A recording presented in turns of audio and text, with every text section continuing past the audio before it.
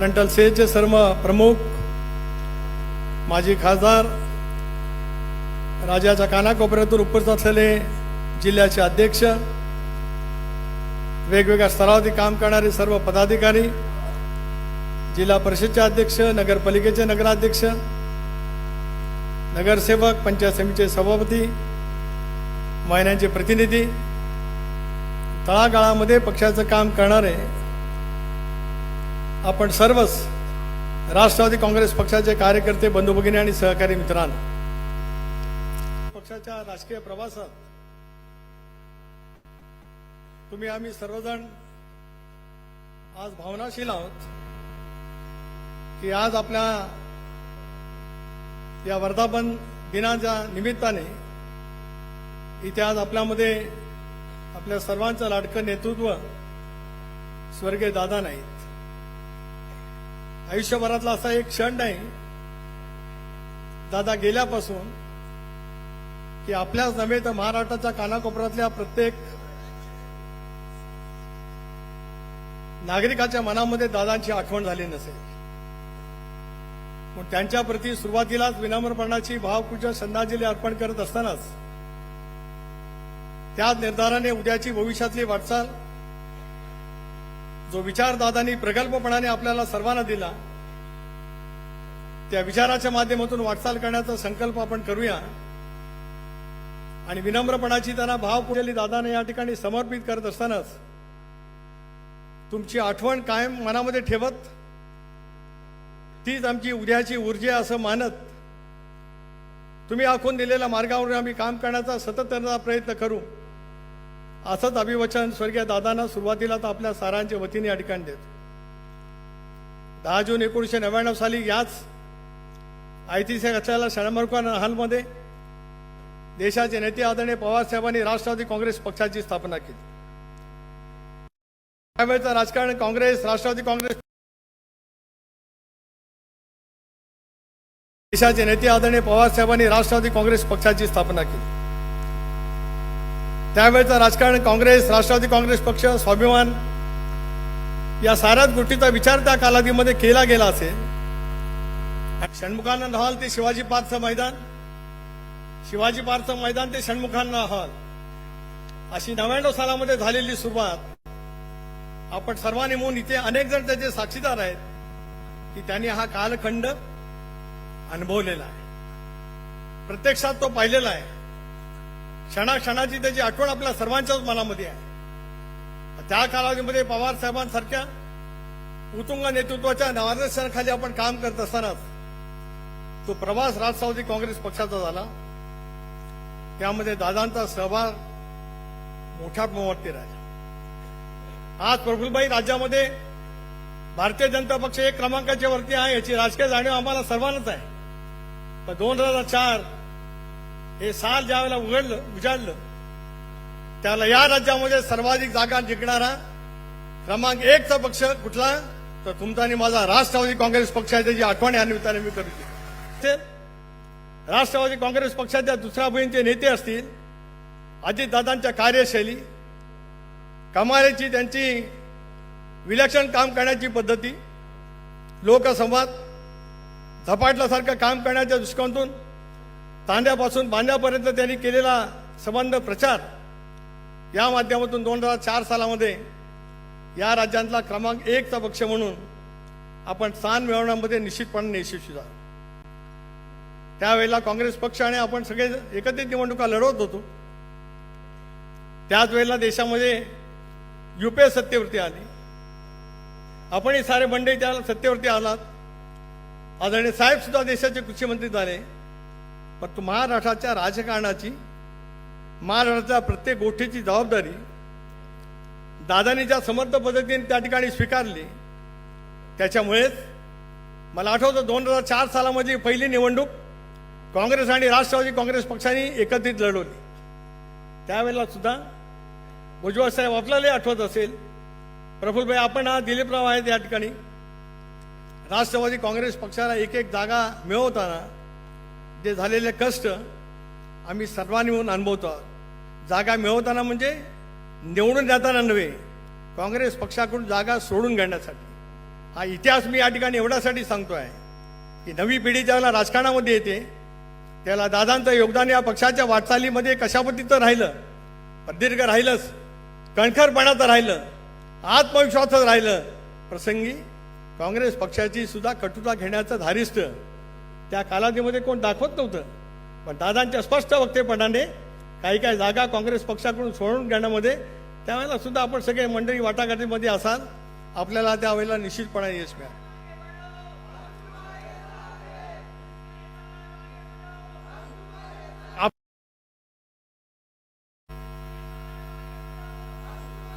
आपल्याला ती वाटचाल आपण करत आलो.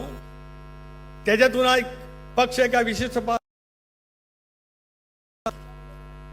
सर्वदूर क्षेत्रामध्ये पक्षांनी महाराष्ट्रामध्ये नव्हे तर देशभरामध्ये त्या निमित्ताने काम केलं. त्याच्यातून अनेक बाबी आपल्या सर्वांच्या समोर आल्या. अनेक वेळेला त्या कालावधीमध्ये सुद्धा म्हणवलं गेलं की पश्चिम महाराष्ट्राच्या 3.5 जिल्ह्यापुरता सीमित असलेला पक्ष आहे असंही म्हटलं गेलं. 2004 सालामध्ये विदर्भातून सुद्धा जास्तीत जास्त जागा निवडून आणण्यामध्ये आपल्याला यश मिळालं. मराठवाडा असेल, उत्तर महाराष्ट्र असेल, विदर्भ असेल, कोकण असेल, मुंबई असेल, या सगळ्यातून आपण चांगल्या विधानसभेच्या जागा निर्वाचित करण्यामध्ये आपल्याला यश त्या ठिकाणी मिळू शकतो. 2009 मध्ये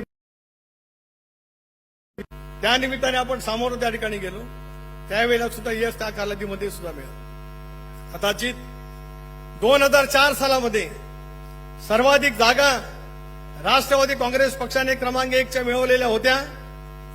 त्यावेळेचा जर काही निर्णय तशा पद्धतीचा झाला असता की ज्याचा जागा जास्ती त्याचा मुख्यमंत्री, तो निर्णय त्या कालावधीमध्ये जर काही झाला असता तर 2004 सालामध्ये राष्ट्रवादी काँग्रेस पक्षाचा अध्यक्ष बदला असता या राज्यातलं राजकारण पूर्णपणाने बदललेलं तुम्हाला मला त्या ठिकाणी पाहायला मिळू शकलं असतं. दादांच्या कर्तबगारीतून कदाचित त्यावेळेला दादाही नंतर म्हणाले, याच व्यासपीठावर दादांनी भाषण केलं. 3 वर्षापूर्वी ज्या वेळेला राष्ट्रवादी काँग्रेस पक्षाचं असंच आपलं अधिवेशन झालं त्यावेळेला सुद्धा दादांनी भाषण केलं. इथे आपण सगळेजण होतो आणि त्या बाजूच्या पुढेवरून दादांनी भाषण केलं. 2004 सालामध्ये राष्ट्रवादी काँग्रेस पक्षाने मुख्यमंत्रीपद घेतलं असतं, भले भुजबळ साहेब झाले असते, अनेक कोण नेते त्या ठिकाणी झाले असते, पण महाराष्ट्रामध्ये राष्ट्रवादी काँग्रेस पक्षाचं क्रमांक 1चं स्थान कोण कधी हिरानगवू शकलं नसतं. इतकी स्पष्टपणाची भूमिका दादांनी 3 वर्षापूर्वी या सभागृहामध्ये आपलं जे अधिवेशन झालं होतं त्यावेळेला त्यांनी मांडलेलं. राजकारणामध्ये अनेक वेळेला 1+1 म्हणजे 2च होतो अशातला का भाग नाही. 3+2 म्हणजे 1च राहतं अशातला का भाग नाही. अनेक वेळेला राजकीय समीकरण त्याच्यातून बदलत जात असतात, पण बदललेल्या भूमिकेमध्ये आपला पक्ष, आपलं स्थान, पक्षाचा कार्यकर्ता, महाराष्ट्राचा समतोल विकास करण्याच्या दृष्टीकोनातून पावलं उचलली गेली पाहिजेत. मनस्वीपणाची भूमिका त्या कालावधीमध्ये घेतली गेली आणि त्याच्यातून आपल्या पक्षाची झालेली वाटचाल आपण त्या निमित्ताने पाहिली. 14 सालामध्ये देशामध्ये ध्रुवीकरण झालं. कालच वहिनींच्या उपस्थितीमध्ये, वहिनी असतील, मी असतील, प्रफुल्लभाई असेल, आम्ही एनडीएच्या बैठकीमध्ये त्या ठिकाणी उपस्थित होतो. हे भाग्य सुद्धा आम्हाला मिळालं दादांच्याचमुळे. एनडीएचे 12 वर्ष एक ते पूर्ण झालं आणि मोदी साहेबांचे 12 वर्ष पूर्ण झाले. सर्वाधिक कार्यकाल म्हणून पंडित जवाहरलाल नेहरूंच्या पेक्षा 1 दिवस त्यांनी केला. तो साजरा करण्यासाठी ज्यावेळेला एनडीएची बैठक दिल्लीमध्ये झाली त्या बैठकीला सुद्धा उपस्थित राहण्याचं भाग्य वहिनी आपण अध्यक्ष आहात. आपल्यामुळे मी असेल, प्रफुल्लभाई असेल, आम्हाला जे मिळालं याच्या पाठीमागे दादांनी दाखवलेली त्यागाची, समर्पणाची भूमिका होती हे मला आवर्जून या ठिकाणी सांगा. देशाच्या राजकारणामध्ये एवढे फेरबदल घडत असतानाच राष्ट्रवादी काँग्रेस पक्ष सुद्धा त्या एनडीएच्या बैठकीमध्ये तितक्या ठळकपणाने उपस्थित राहू शकतो की दादांनी घेतलेल्या धाडसी निर्णयाचं ते पाऊल आहे. अधिक तपशिलामध्ये त्यानिमित्ताने मी जाऊ इच्छित नाही. 14ला काय झालं, राज्यामध्ये सत्तांतर झाल्याच्या नंतर राष्ट्रवादी काँग्रेस पक्ष सुद्धा कदाचित सत्तेमध्ये सहभागी होऊ शकले. 16ला सुद्धा होऊ शकणार होता, झालं नाही. 19ला सुद्धा निकाल लागले, त्यावेळेला सुद्धा कदाचित होऊ शकणार होता, पण होऊ शकला नाही. पण मला असं वाटतं, ज्याचा उल्लेख आम्ही अनेक वेळेला वारंवार त्यानिमित्ताने केला की 19 सालामध्ये दादाने जो निर्णय घेतला, पण दादा ते नेहमी वाक्य खोडत आले. पाठ म्हणजे 8 वाजता नव्हे, 8 वाजता 8:30 वाजता झाली ती शपथ. पाठ म्हणजे दादांच्या शब्दात 4 वाजता. आपल्याला सर्वांनाच 8 वाजता पाठ वाटते, ती भाग सोडून द्या. पण तो जर काही निर्णय त्या कालावधीमध्ये तसाच्या तसा झाला असता, आजही राष्ट्रवादी काँग्रेस पक्षाचं स्थान जसं 2004 सालामध्ये राष्ट्रवादी काँग्रेस पक्षाने मुख्यमंत्री पदाचा निर्णय घेतला असता तशाच पैकी निर्णयाची प्रक्रिया त्या कालावधीमध्ये 19 सालाच्या नंतर या महाराष्ट्राने सुद्धा निश्चितपणाने अनुभवली असती, परंतु नियतीच्या मनामध्ये कदाचित ते नसेल. नंतर राज्यामध्ये सुद्धा महाविकास आघाडीचं सरकार आलं. त्याच्यात एकनाथराव शिंदे साहेबांनी एक धाडसी निर्णय घेतला, त्याच्यातून बदल झाला. आज माणसं वेगवेगळ्या पैकी टीकाटिप्पणी करतायत. दिलीपराव तुम्ही साक्षीदार आहेत. इथे सगळे आमदार या ठिकाणी बसले जे मागच्या टर्ममध्ये आमदार होते. सर्वांचीच बैठक प्रफुल्लभाई अजितदादांच्या ऑफिसमध्ये झाली आणि त्यावेळेला राष्ट्रवादीच्या घड्याळाच्या चिन्हावरती निवडून आलेल्या सगळ्याच आमदारांनी एक पत्र लिहिलं पवार साहेबांना की सत्तेमध्ये आपण सहभागी असलं पाहिजे. जे आज पोपटासारखे बोलतायत, ज्यांना काय टीका करण्यासाठी दुसरं काही साधन राहत नाही, ते त्या निमित्ताने त्या ठिकाणी बोलतायत. पण सत्तेमधल्या सहभागामध्ये तो कागद कदाचित कधीतरी शोधून काढा, त्याच्यावरती पहिली काढण्याची सही होती, ते पण आपल्याला बघायला मिळेल. पण दोष सतत दादांच्याकडे देण्याचा प्रयत्न दुर्दैवाने त्या कालावधीमध्ये झाला. आणि म्हणूनच स्वर्गीय चव्हाण साहेब महाराष्ट्राचे शिल्पकार, पहिले मुख्यमंत्री, बहुजन समाजाचा व्यापक हित साधायचा असेल तर सत्तेमधला तुमचा सहभाग असला पाहिजे हा विचार मनामध्ये ठेवत एनडीए मध्ये सहभागी होण्याचा निर्णय त्या कालावधीमध्ये घेतला. दादा भुजबळ साहेब असतील, प्रफुल्लभाई असतील, मी असेल, हसन मुश्रीफ असतील, दिलीपराव वळसे पाटील साहेब असतील, धनंजय मुंडे असतील, रामराजे नाईक निंबाळकर नाईक ते असतील, त्यावेळेचे विधिमंडळातील सर्व आमदार, त्याच्यातले बहुतांश आमदार पुन्हा एकदा या व्यासपीठात उपस्थित आहेत. सर्वांनी त्या कालावधीमध्ये धाडसी निर्णय घेतला आणि 2 जून जुलै असा फरक ऐकायला मिळालाच पाहिजे, कारण कार्यकर्ता किती सतर्क आहे याची काहीतरी टेस्ट केस झाली पाहिजे. मी जून एवढ्यासाठीच बोललो की आपाप हे जुलै बोलतील. तो ऐतिहासिक निर्णय केवळ घेण्याचं धाडस अजितदादा सारखे दाखवू शकत होते, कुणी त्या कालावधीमध्ये दाखवलं नाही. आणि म्हणून एनडीए मधला आपला सहभाग त्या कालावधीमध्ये निश्चितपणे झाला. टीका टिप्पणी झालीच, वैचारिक दृष्ट्या झाली, अनेक वेळेला वेगवेगळ्या पैकीचं बोललं गेलं.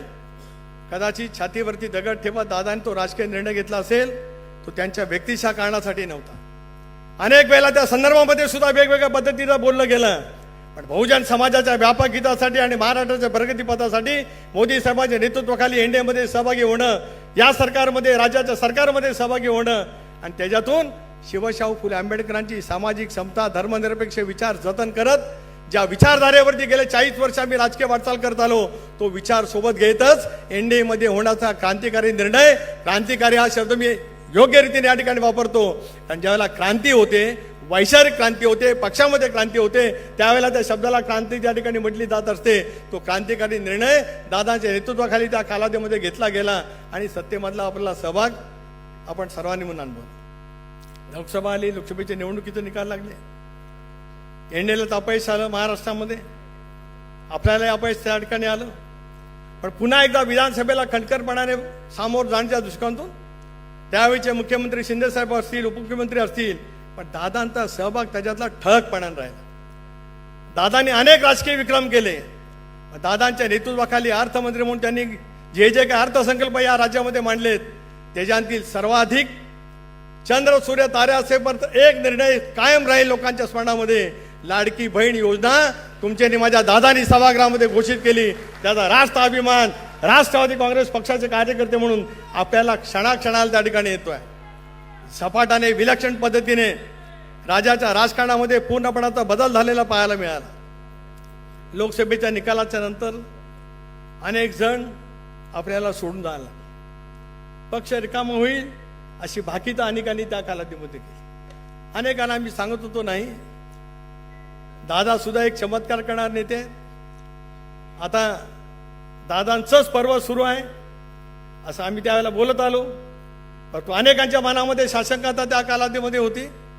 पण 59 पैकी 42-41 जागांच्या वरती निर्वाचित होत 72% स्ट्राईक रेट ठेवणारा राष्ट्रवादी काँग्रेस पक्ष विधानसभेच्या निवडणुकीमध्ये अभूतपूर्व असं यश त्या ठिकाणी मिळवलं. त्याचं श्रेय दादांना आणि महाराष्ट्राच्या जनतेला त्या ठिकाणी, कार्यकर्त्यांचं आहेच. आपापल्या पद्धतीने काम करणाऱ्या कार्यकर्त्यांनी प्रचंड प्रमाणावरची मेहनत त्या ठिकाणी घेतली. त्याच्यातून राज्याच्या राजकारणामध्ये आपण त्याला 41 जागांसह निर्वाचित होण्यामध्ये आपल्याला यश त्या ठिकाणी मिळू शकलं. हे मी एवढ्यासाठी सांगतोय, आपल्या नेतृत्वाने किती पराकुटीची मेहनत, 24 तास अविरतपणाने सेवा करण्याची त्यांची जाज्वल्य इच्छाशक्ती, प्रखर इच्छाशक्ती राजकीय इच्छाशक्ती सुद्धा असते, पण जनतेची सेवा करण्याची इच्छाशक्ती मनामध्ये असावी लागते. आणि जनतेचं 25 वर्षाचं नेमकं भविष्य काय आहे त्याचा विचार करत उद्याच्या तरुणाला नेमकं काय अभिप्रेत असू शकतंय याचा विचार करण्याचा दमदारपणा दादांच्या नेतृत्वाखाली त्या ठिकाणी दाखवला गेला. आणि त्याच्यातून महायुतीच्या सरकारमध्ये अर्थसंकल्प सादर करत असताना या प्रत्येक गोष्टी कृतीच्या माध्यमातून कशामध्ये येतील त्याचा त्यांनी अत्यंत योग्य पद्धतीने समावेश करण्यामध्ये ते यश मिळवू. टीका टिप्पणी मी म्हटल्याप्रमाणे होतच आली, ती काय थांबली नाही आणि पार्थ उद्याही थांबेल असं आपल्याला वाटण्याचं काही कारण नाही. टीका ही होत राहील, पण टीकेच्या पलीकडे जनमानसामध्ये आमचं स्थान आहे आणि लोकांचं पाठबळ आपल्या पाठीमागे उभं आहे. मी सुद्धा गेले 41 वर्ष महाराष्ट्राच्या राजकारणामध्ये 85 सालापासून सक्रिय काम करतो आहे. अनेक महाराष्ट्रातल्या मोठमोठ्या नेतृत्वांचं झालेलं दुःखद निधन अनेकांनी पाहिलं, पण दादांचं अपघाती झालेल्या निधनाने उभा महाराष्ट्र ज्या पद्धतीने हळलला, महाराष्ट्रातल्या बाजारपेठा, तालुक्याच्या सर्वात थोडा ग्रामपंचायतीच्या स्तरावरती सुद्धा बाजारपेठा बंद करण्यासाठी राष्ट्रवादी काँग्रेस पक्षाचा कार्यकर्ता गेला नाही. त्या माणसाच्या त्या दुकानदाराच्या अंतःकरणातल्या भाव मनामध्ये आले की माझा दादा मी गमावलाय, आता माझं दुकान मला बंद केलं पाहिजे. हे अख्ख्या बाजारपेठेमध्ये महाराष्ट्राच्या भावना निर्माण झाली. तो कर्तृत्वात नेते आपले होते, त्याचा या निमित्ताने मी उल्लेख करू. हे कर्तृत्व एका दिवसाचं नव्हतं, दीर्घकाळ पद्धतीच्या केलेल्या कामाचं महाराष्ट्राने स्वीकारलेलं नेतृत्व कशामध्ये होऊ शकत होतं. काही वेळेला अनेक गोष्टी अशा घडत असतात, माणसाचं महत्त्व कळायला उशीर होत असतो.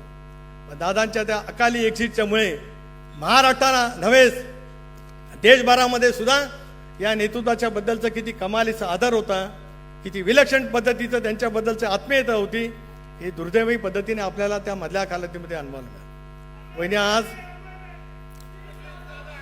आम्ही सगळेजण आपले आभारी आहोत. आपण नेतृत्व स्वीकारण्याची आम्ही केलेली विनंती आपण मान्य केली. 4थ्या दिवशी उपमुख्यमंत्री या नात्याने आपला शपथविधी झाला. टीका टिप्पणी होतच आली, ती होत राहील, पण आपण घेतलेला निर्णय दादांच्या पावलावरती पाऊल ठेवणारा, कुटुंब वत्सल म्हणून कुटुंब सांभाळणारा, महाराष्ट्राचं हित जपणारा, उद्याच्या भवितव्याची वाटचाल आपल्याला करायची असेल आणि दादांचे विचार या महाराष्ट्रामध्ये त्याच पद्धतीने आपल्याला पुढे चालू ठेवायचे असतील तर स्वतःवरती आलेलं डोंगरासारखं दुःख सांभाळत स्वीकारत आपण हा निर्णय घेतलात. आणि त्याच्यातून गेले 110-20 दिवस तुम्ही आम्ही सगळेजण त्याच्यातून वाटचाल करण्याचा प्रयत्न करतो. आव्हान येत राहतील. अनेक वेळेला वेगवेगळे प्रश्नचिन्ह त्या निमित्ताने निर्माण होत असतील, पण तुमचं आणि माझं कर्तव्य आहे की दादांच्या विना आज 27वा वर्धापन दिन साजरा त्या ठिकाणी करत असतानाच उद्याच्या भवितव्याची आपली गरज लक्षामध्ये घेता महाराष्ट्रातील धर्मनिरपेक्ष विचार, शिवशाहू फुले आंबेडकरांची सामाजिक समता ही सोबत घेत विश्वासाचं राजकारण जर का आपल्याला उभा करायचं असेल तर वहिनींच्या नेतृत्वाखाली उद्याची वाटचाल करणं आपल्या सर्वांच्या कर्तव्याची जबाबदारी आहे. त्याच्यातून आपण वाटचाल करण्याचा त्यानिमित्ताने प्रयत्न करूया. समर्पण आपण केलंच. आजचा हा वर्धापन दिन दादांच्या प्रती आपण त्या ठिकाणी समर्पित करतो. संघर्ष आहेच,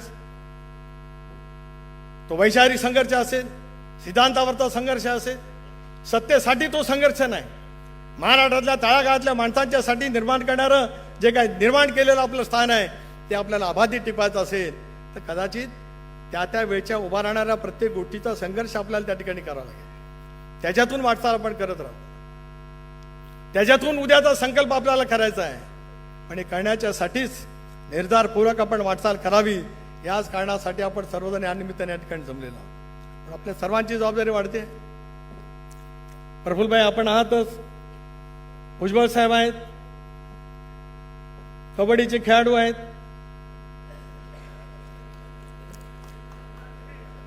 भुजबळ साहेब सिने निर्माते आहेत, सिने कलाकार पण आहेत, कबड्डीचे खेळाडू आहेत.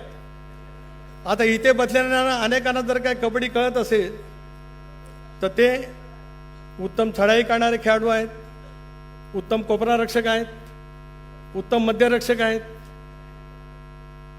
चवड्यावरती पकड कशी करायची ती भुजबळ निवडी कोणाला कळत नाही. आहेत ना मग त्यांचे नका करू.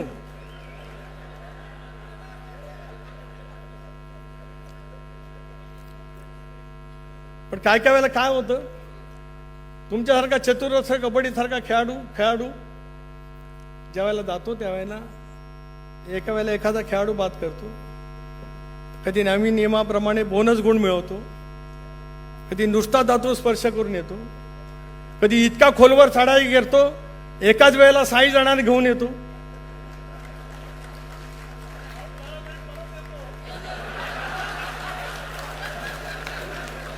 ते सांगतोय जरा ऐका.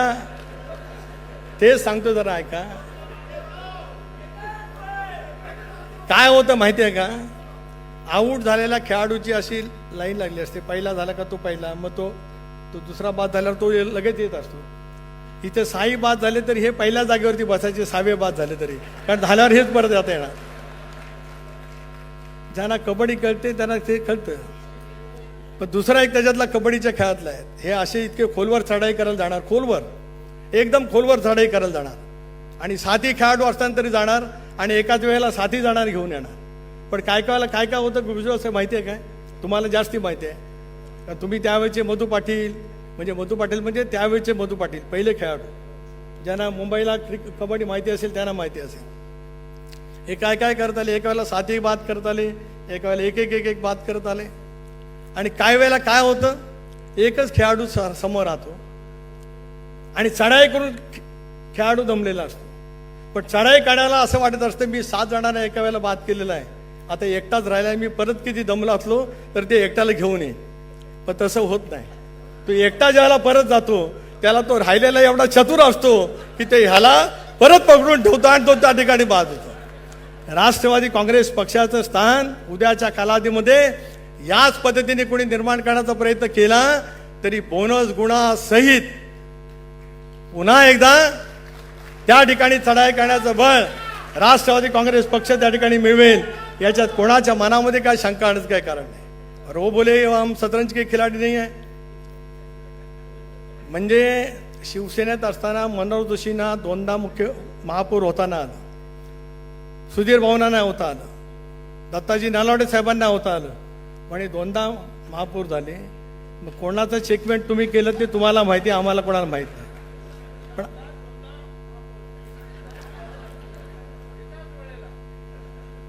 आता तुमचा इतिहास माझ्या खेरीज दुसरा कोणाला माहिती असतं. अरे नाही विसरू शकत. आता हे सांगायला मी तुमचा एवढा इतिहास सांगितला की आता वहिनींचं नेतृत्व बळकट करण्यासाठी चतुरस्थ कबड्डी खेळाडू वय वर्ष 80 असताना मैदानात उतरणार आहे, हे मला प्रामुख्याने या ठिकाणी सांगायचं. बरं, तुमच्या उजव्या बाजूला फुटबॉलपट्टू बसलेत, त्यांना किक मारायची सवय माहिती नाही. मैं इस तरफ बोल रहा हूँ, इस तरफ. एक या फुटबॉल के ना, ये फुटबॉल वाले हैं यहाँ पे. यस हे कुस्तीपट्टू आहे. भारतीय आणि भारताच्या बाहेरच्या सगळ्या खेळाचे सगळे खेळाडू या मैदानात आहेत, कारण हे अजितदादांनी निर्माण केलेली ही टीम आहे. त्यामुळे सर्व खेळांच्या मध्ये पारंगत असलेले सर्व तऱ्हेचे खेळाडू राष्ट्रवादी काँग्रेस पक्षामध्ये असल्यामुळे आयत्या वेळेला खो खो खेळायला जरी सांगितलं तरी कोणाला कधी खो द्यायचा वो भी हम समज सकते हैं. कारण आम्ही सगळेजण दादाच्या नेतृत्वाखाली तयार झालेले सर्व खेळातले एक यशस्वी खेळाडू असं म्हणत नाही, पण संघाला विजय मिळवायचा असेल तर संघनायकाचं महत्त्व मोठं असतं. आणि जो संघनायक टीमवर्क करतो तो संघनायक 100% यशस्वी होतो. आज आमच्या टीमचं नेतृत्व सुनेत्रा बहिणी करतायत, आमचा संघ 100% यशस्वी होईल, त्याच्यात कोणाच्या मनामध्ये संदेह असं काही कारण आहे. त्याची वाटचाल करण्यासाठीच आपल्याला पुढच्या कालावधीमध्ये त्या ठिकाणी खूप पद्धतीने मेहनत घ्यायची आहे, ती आपण करत राहू. आज आपण एनडीएमध्ये आहोत, महायुतीमध्ये आहोत, त्याच्यामुळे अनेक वेळेला अनेक गोष्टीचे प्रश्नचिन्ह निर्माण होतात. आपल्या विचारधारेवरती प्रश्नचिन्ह निर्माण करण्याचा प्रयत्न त्यानिमित्ताने केला जात असतो. पण ढोबळ मनाने घेतलेल्या विचाराशी पायीक राहत, त्याच विचाराशी ठाम राहत, उद्याच्या भवितव्यातली आपल्याला वाटचाल त्या ठिकाणी करायचं आहे. अभूतपूर्व संख्येने आपण या ठिकाणी आलात. फार तुम्ही नियोजन चांगलं केलं.